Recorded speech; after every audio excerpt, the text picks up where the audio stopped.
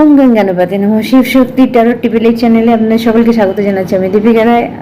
আপনাদের জন্য একটা টোটকা থাকছে, সেটা হচ্ছে যে অবশ্যই আপনি যেটা করবেন সেটা হচ্ছে এই অমাবস্যাতে একটা ছোট্ট হোম আপনি আপনার বাড়িতে করতে পারেন। ফার্স্ট, সেকেন্ড হচ্ছে আপনি কিছুটা কর্পূর হাতে নেবেন, এক টুকরো কর্পূর নেবেন এবং পিওর কর্পূর নেবেন, মানে ওই 1 টাকা পিস ওগুলো নয়, অরিজিনাল যে কর্পূর আছে সেই কর্পূর নেবেন কিছুটা, আর 5টা লবঙ্গ নেবেন।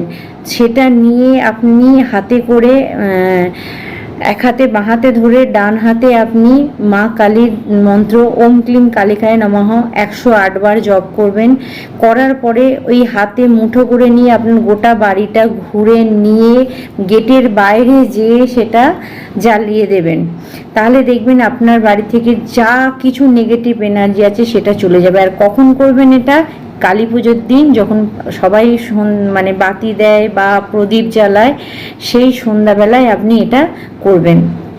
আপনি দেখতে পাবেন আপনার বাড়ি থেকে সমস্ত নেগেটিভ জিনিস, সমস্ত ব্লকেজ দূর হয়ে যাচ্ছে।